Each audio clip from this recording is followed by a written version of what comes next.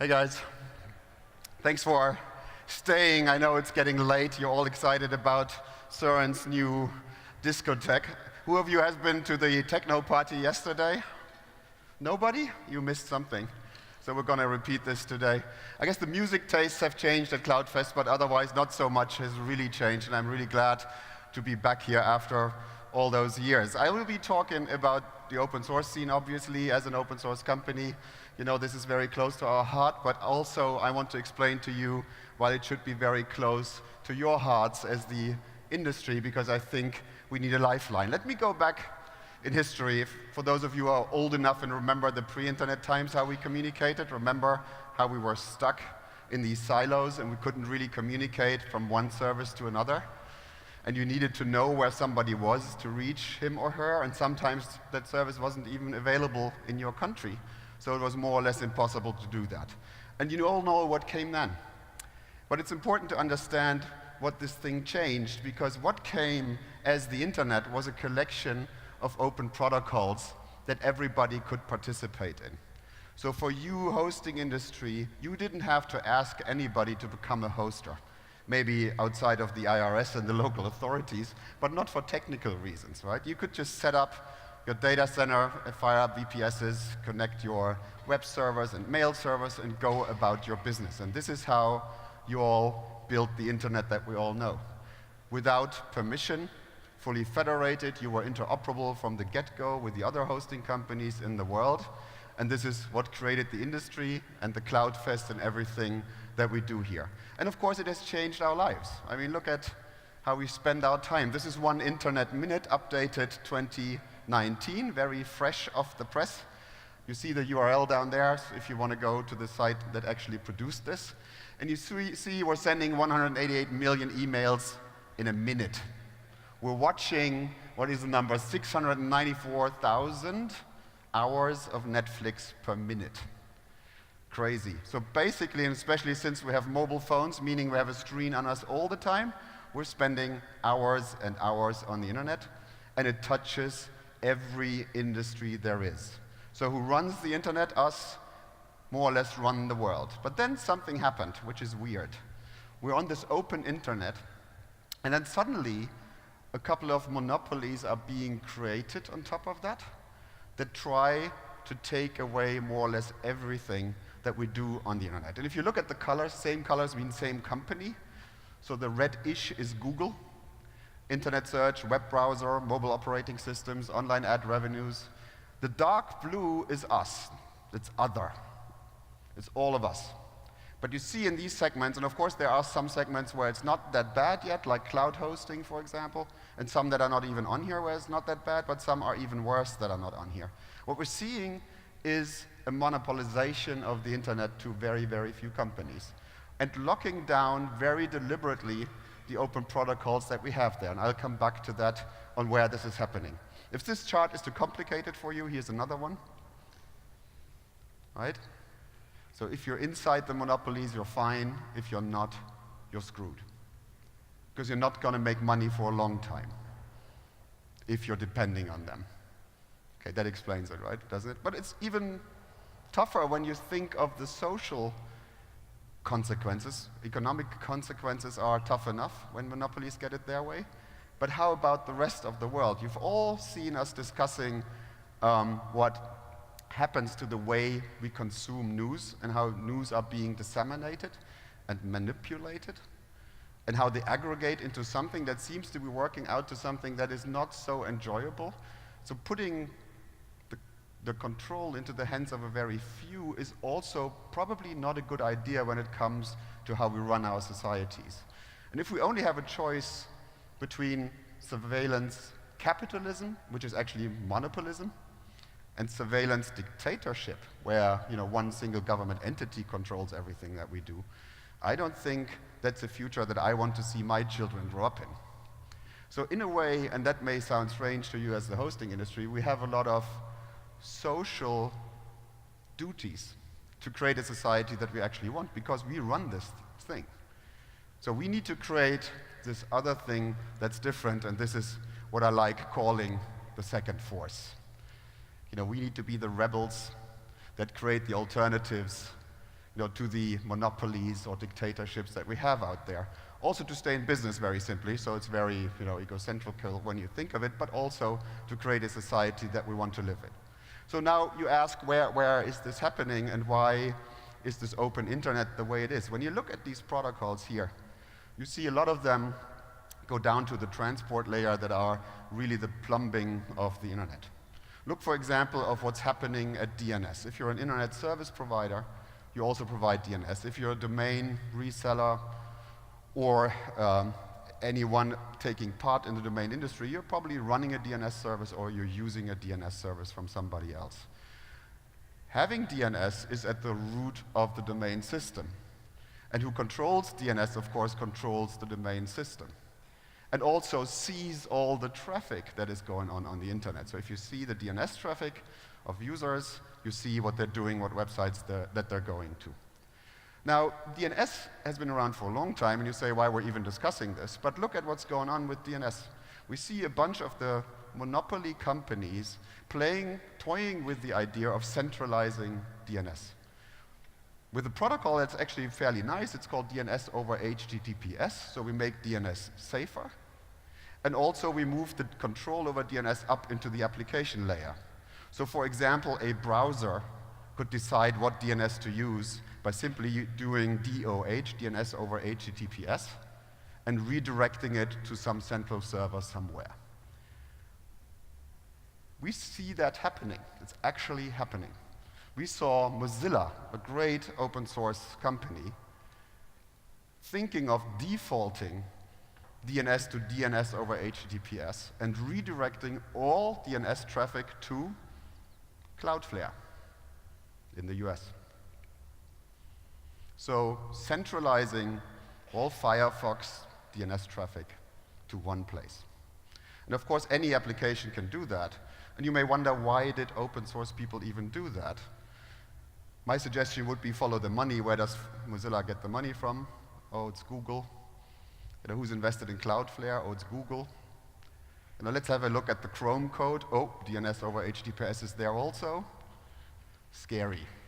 The good news is it's all open source, so we have an open discussion. Right in parallel to this, there's an ICANN meeting in Prague. Now this is being discussed. We, Open Exchange, are there to discuss how we can make DOH much more provider-friendly, but we have to watch out.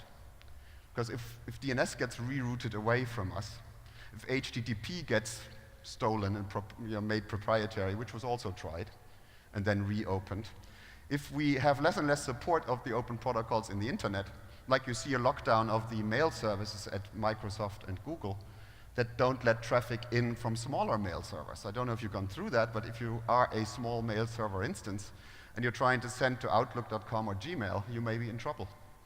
Even when you filled out the 20 forms that they ask you to. Maybe you're still not getting through. So we've got to be careful, we've got to watch that, and especially we probably have to go back to the roots of what made the internet so great, and that's open source. No, so if you consider reselling a service, building a service, do it the open source way, because that keeps the internet open. This is what keeps our business open, and this is what keeps the society open. So what do I mean by that? If you compare the two ways of going about business, sort of the open way and the closed way, the closed way is always trying to create a platform that sits between you and the customers, or whatever they do, but they want to be in the middle and control the flow through. They always want to lock you in. They want to make sure that once you're inside, you will never leave, which always reminds me of the Eagles song, Hotel California's, which is quite appropriate. A line in there says you can always check out, but you can never leave. You've probably had that feeling when you try to move away from one of those services. Now, an open service is the opposite of that. It's federated, it's distributed, like, for example, email or web. You can set up an email server at home on your Raspberry Pi, connect it to the internet, point your MX record to it, and you're in business. You haven't asked anybody, that's permissionless, and you are findable through the DNS system, which is federated. And the only thing you need to know to send an email to anybody is the email address of this anybody, which is quite cool. Now think real-time chat. That's on the left, on your left side of the slides. You have to ask, like in the old days, my first slide, what chat service are you using? Are you on WhatsApp, on Facebook Messenger, on Skype, on WeChat, on Signal, on Threema, on you name it? And probably most of us end up with all of those on our phones because we know somebody that uses this other thing. And when you want to find a message, you have to remember what service you were using. That's on the left side. When you're reselling such services, I mean, it's sometimes great because it's great brands. So if you're reselling Office 365 or Google Docs or so, your customers are asking for it because they know the brands and they say, this is great. The margins, of course, are a little slim on them.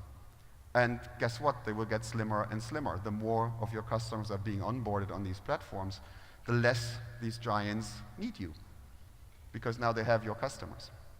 So when you build open source based systems, you are much more in control over your destiny on how you run it. You can run it yourself. You can have it run by vendors like us.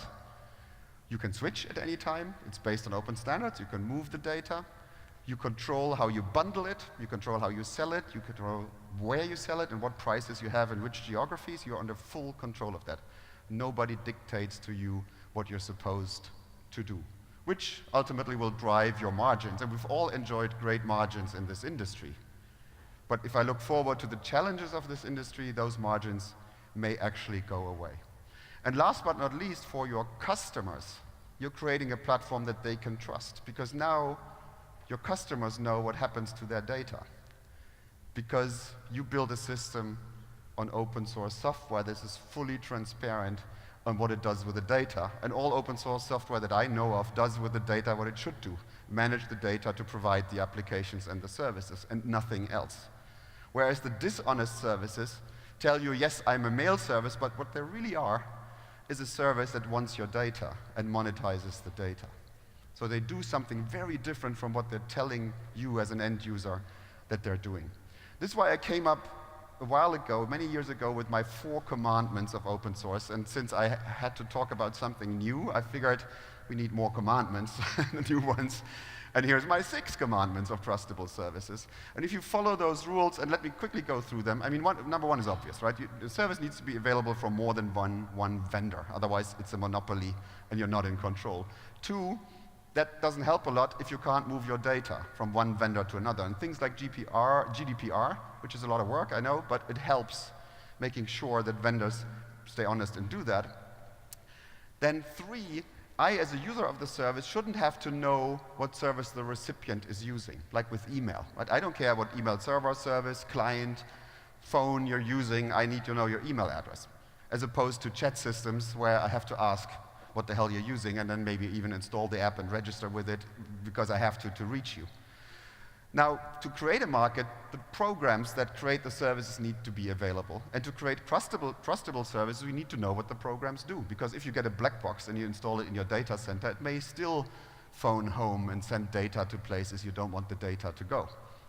And the only way to know is to put the source code out in the public and have many eyes constantly look at it to keep us honest. And last but not least, on the software side of the service side of the world, everybody should be able to become a provider at any time, even you yourself as the end user. If you start trusting no one because you're paranoid or you're Ed Snowden or whatever, you should be able to launch the service for yourself. Or if you're a company, the CIO, you should be able to decide where the service runs and maybe become your own service provider inside your company. And if you want to start a business, like we all did one day, right? We launched our businesses. We should be able to do so without asking anybody. And the last one is a little esoteric, you may think, because I'm asking for open hardware. You may think, why the hell and where are we? Yes, we're far away from that, I agree. But if you look at the trust crisis in hardware, when companies like Huawei can sing a little song about this, you know that people are claiming that there are backdoors in the hardware.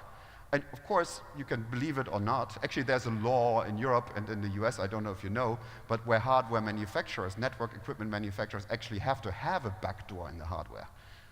They're obliged by government. And now we're saying, okay, but the Chinese or whatever. You know, whatever way you take it, I think transparency would help a great deal to understand and expose what's going on inside the hardware. And then we can build trustable networks. I mean, we're talking critical infrastructure of countries.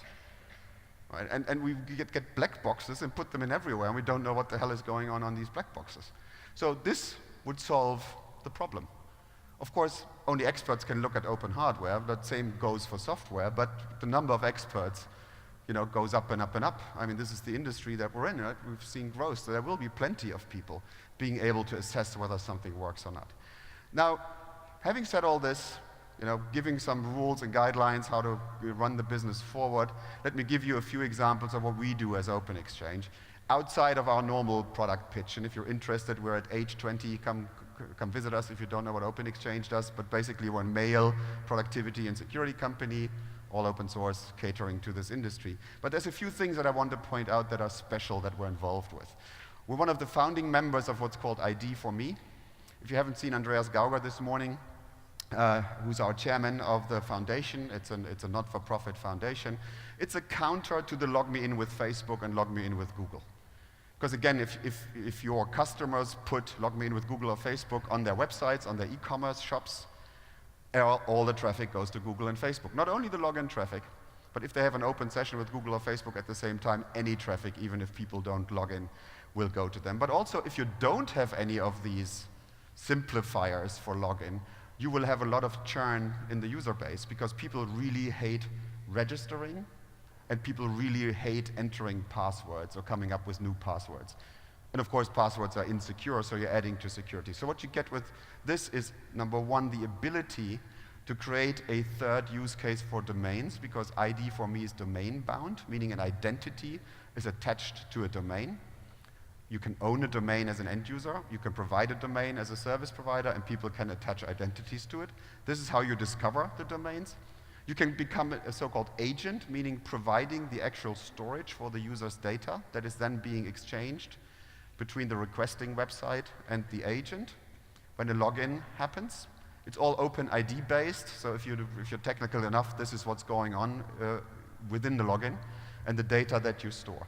It's open, it's federated, it's permissionless, it's domain bound, it's the third use case for domains. It's an open association that you can join as a member and influence the standard, that you can use without asking us, and that you can use to launch services to your customers. Another one is what we do with our mail and productivity suite.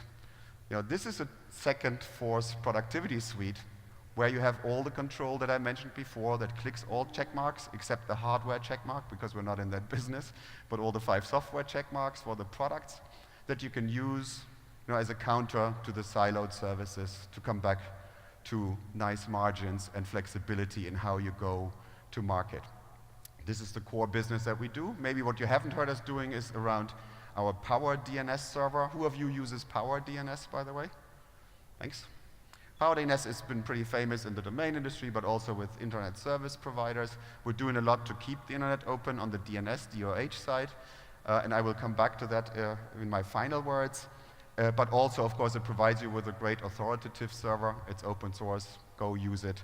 It's for you. And last but not least, we want to break the messaging silos, and that's the chat over IMAP or chat over email initiative. We call it chat over IMAP because it gets us COI as a shortcut, and we like the fish and we wanted the logo, and so we called it COI. What we do is we expand the email messaging format, SMTP and IMAP a little bit, to add real-time features to it, so that you can have chat-type communication, that you can get reliable delivery check marks and red check marks like you know them from the chat programs, where we become very efficient by connecting servers directly once a token exchange has happened, so that we don't do the store and forward that email does, but instead have them talk directly. We're actually launching the beta version of an app, but again, since this is now email, anybody can create an app, like an email client. We're enhancing email. Email clients can be enhanced, and very new ways of communicating can be created on top of that. And you use chat over IMAP and email as a backend, and we're putting all the chat messages back into email into one place. We're very excited about this. We know our Dovecut server has about 76% market share in all IMAP servers in the world. 76% of all IMAP servers in the world use Dovecut. So that functionality will be available to 3 billion users once we roll it out to Dovecut. So we overcome the network effect, but it's also backwards compatible to email. So if you're just doing email, people will be receiving your chat messages as an email because it's an email, right? So final words, join us tonight at 22:30, at 10:30, to the most fun panel discussion that you will ever have, because it involves drinking. But we'll talk DNS. Is DNS important for the provider industry or not? We will also talk about the threats, of course. We won't focus on DNS over HTTPS, but we'll focus on how can you make more money with DNS. Is DNS important for you? What should you do to sort of upgrade the service that you have? I thank you for sticking through this late at the day, and I'm very much looking forward to being here and seeing you tonight at the El Andalus Hotel at the foyer. Thanks, guys. Rafael Laguna, CEO of Open Exchange. Rafael, before you go, I have a question. You mentioned there's been a lot of change in the open source space, and recently we've seen one of the biggest players, Big Blue, IBM themselves, buying one of the largest or the largest open source, Red Hat. Mm-hmm. Tell me, what happens when you put blue and red together? It gets pink. No, actually, a $32 billion prize for an open source company. Or a couple of days ago, we saw F5 buying Nginx, the web server company. Okay. This shows you how open source threatens the core enterprise business models, because it is better software, it's cheaper, and it gives you all the benefits that I talked about. So I find it very natural that the big guys are sort of adjusting to that change in the market. Okay. Second question, will IBM's corporate culture of being proprietary slowly seep into the corporate culture of Red Hat, or will Red Hat dominate and open up the corporate culture at Big Blue? This is the question worth $20 million to whoever gets the right answer.